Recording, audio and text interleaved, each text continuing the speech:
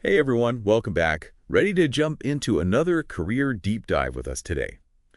This time we're tackling a career that's all about shaping the world around us. Literally. We're talking about plastic and rubber products, manufacturing supervisors. A fascinating field, really. It is, and we've got a mountain of resources to help us understand what it takes to succeed in this role. Think career guides, industry reports, even some interview tips, all prepped and ready for us to explore. By the end of this, you'll be able to not just explain this job, but impress with your insider knowledge. Exactly. So let's get this show on the road, shall we? When I think plastic and rubber products, my mind goes to, well, almost everything. From our phones and cars to medical devices and toys, it's a field with a huge impact. You're absolutely right, it's everywhere. And behind all those everyday products, you'll find a plastic and rubber products manufacturing supervisor, making sure things run smoothly. So they're like the conductors of the manufacturing orchestra, making sure all those instruments, or in this case machines and people, are in sync. That's a great way to put it. They're responsible for overseeing the entire production process, from ensuring quality control to maximizing efficiency, and of course, keeping everything safe. And speaking of keeping things safe, I'm curious, what does a typical day look like for someone in this role? Because when I hear manufacturing, I picture a busy factory floor, maybe a bit loud and chaotic. Am I far off? Not entirely. You'll definitely encounter the hustle and bustle of a factory setting. Think the hum of machinery, maybe the scent of polymers in the air, but it's not all about being in the thick of it. There's more to it than meets the eye. Tell me more. A huge part of this job is communication.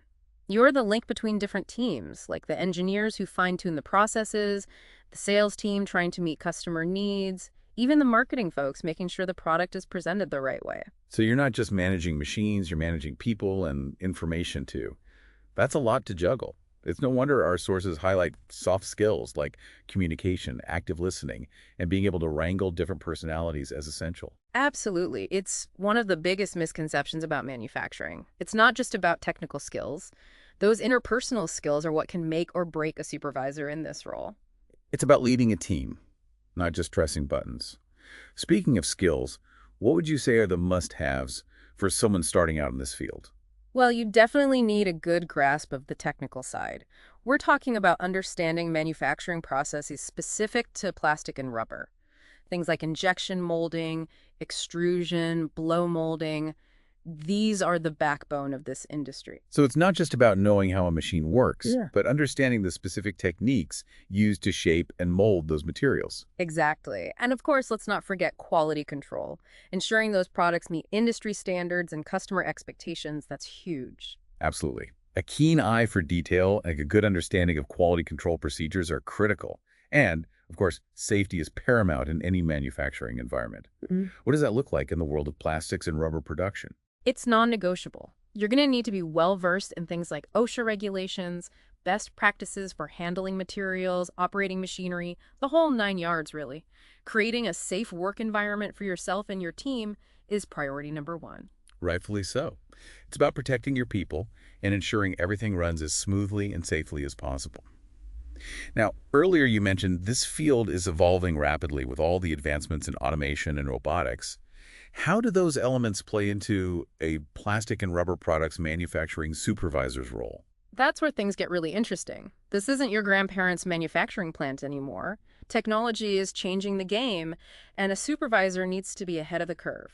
So what should someone be prepared for? What tech skills are we talking about here? Think automation systems, robotic arms, even AI-powered quality control. Those are becoming standard in modern plastic and rubber manufacturing. So it's not about being replaced by robots, but about working alongside them, managing these advanced systems. Precisely. Adaptability is key here. Being a quick learner, open to new technologies, and able to guide your team through those changes is essential.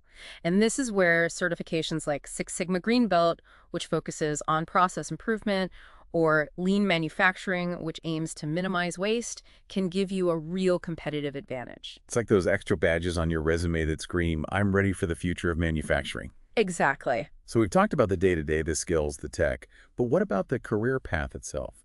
What does a typical trajectory look like for a plastic and rubber products manufacturing supervisor? Well, there's no one size fits all, but a lot of people in this role actually start on the factory floor, getting their hands dirty, gaining that practical experience. So you're saying real-world experience can be just as valuable as a degree in this field. 100%. It's that combo of theoretical knowledge and practical know-how that makes a strong candidate.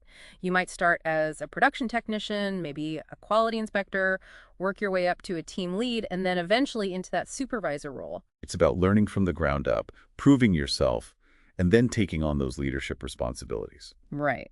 And while you might be able to get your foot in the door with a high school diploma, most aspiring supervisors do go on to pursue higher education. So college is definitely on the table. What kind of degrees are we looking at here? A bachelor's degree in something related, like manufacturing engineering, plastics engineering, even business administration with a focus on operations management can give you that solid foundation. It's about building that toolbox of knowledge we've been talking about, understanding both the technical and management side of things. Exactly.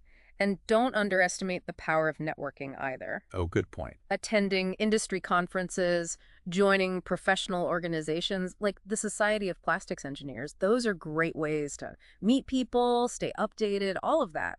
So like the saying goes, it's not just what you know, but who you know. It can make a difference. But in this case, it's also about staying informed, keeping up with the latest trends and challenges in the plastics and rubber world. Absolutely. Those connections can open doors, provide invaluable insights, even lead to mentorship opportunities, which can be incredibly valuable. Like having a seasoned pro in your corner. Exactly. Someone who's been there, done that, and can offer guidance and advice. And speaking of standing out, don't be afraid to take initiative early on. What do you mean? Volunteer for projects, seek additional training, anything to show that you're eager to learn and grow. Demonstrate that willingness to go above and beyond. Go-getter. Exactly. That enthusiasm and drive will make you stand out. This is all fantastic advice for someone just starting out. But what about those who are ready to take that next step in their careers? They've got the experience, the skills, the drive. What can they do to really make their resume shine for a plastic and rubber products manufacturing supervisor position? Well, I always say a resume should tell a story, your story. It needs to be more than just a list of your previous jobs and duties. I love that. How do you make a resume tell a compelling story then? So we're talking about crafting a resume that doesn't just list your responsibilities, but highlights your accomplishments. The times you went above and beyond made a real impact. Precisely. Think about those moments in your previous roles where you improved efficiency, solved a tricky problem, or implemented a new system that made a difference. Quantify those achievements, showcase your leadership skills, and demonstrate your understanding of the industry's key metrics. It's like those before and after photos you see. But for your career, show them the positive change you brought to the table. Now, what about when you get your foot in the door and land that interview? This is where preparation is crucial. Remember those common interview questions we talked about earlier. Take the time to practice your answers. Think about specific examples from your experience that demonstrate your skills and problem-solving abilities. It's one thing to say you're a team player. It's another to share a story about a time you successfully navigated a team conflict or motivated your colleagues to exceed expectations. Exactly. Stories resonate. They make your skills and experience relatable and memorable. And don't be afraid to let your passion for the industry shine through. Enthusiasm is contagious. But it's not just about answering their questions. It's about asking your own right. Absolutely. Asking thoughtful questions shows you're engaged, curious, and genuinely invested in the opportunity. It's also a chance for you to gather information and see if this company aligns with your career goals and values. It's a two-way street. They're evaluating you, but you're also evaluating them. Now let's talk about the elephant in the room, salary expectations.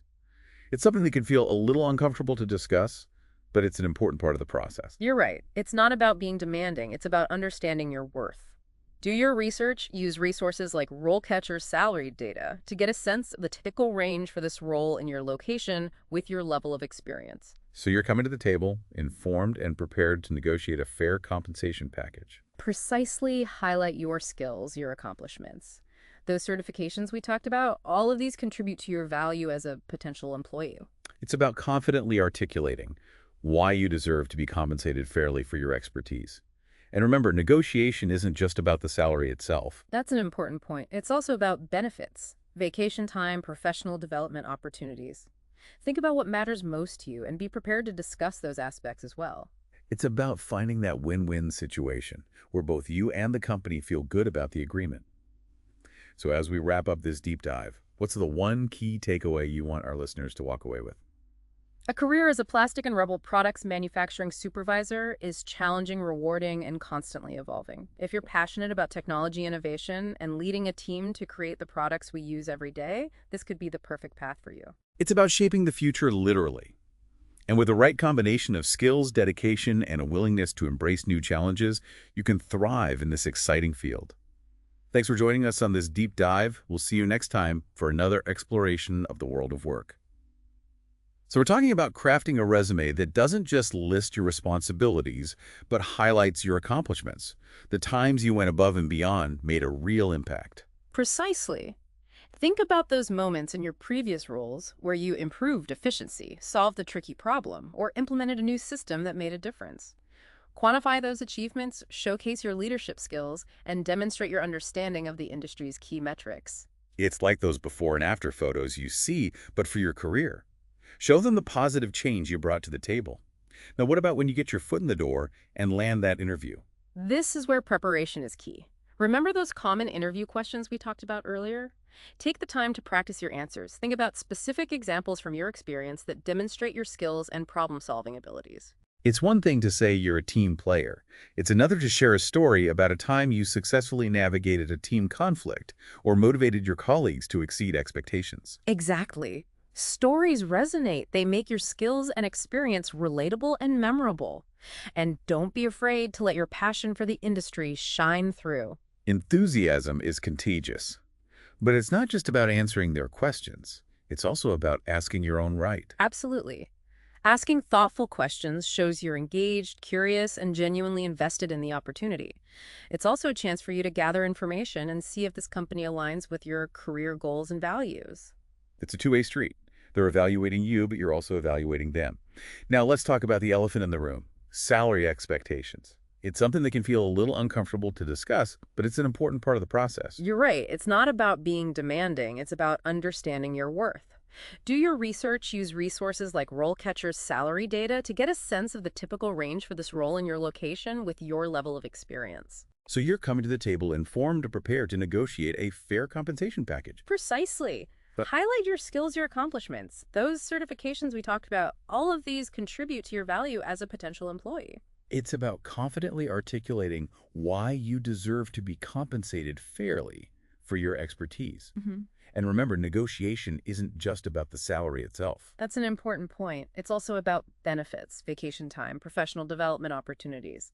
Think about what matters most to you and be prepared to discuss those aspects as well. It's about finding that win-win situation where both you and the company feel good about the agreement. So as we wrap up this deep dive, what's the one key takeaway you want our listeners to walk away with? I think the biggest takeaway is that a career as a plastic and rubber products manufacturing supervisor is more dynamic than people might think. It's challenging and rewarding, absolutely. And with technology constantly evolving, it's a field that's never stagnant. It really does offer a chance to shape the future quite literally. And like we've been saying, with the right blend of skills, dedication, and a willingness to learn, you can build a really successful career in this industry. Couldn't agree more. Well, that about wraps up another deep dive. I hope you all found this exploration as fascinating as we did. Remember, if you're intrigued by the world of manufacturing and want to learn more, be sure to check out the resources we mentioned earlier. And who knows, maybe one day you'll be leading the charge in this ever-evolving industry. Until next time, happy career exploring.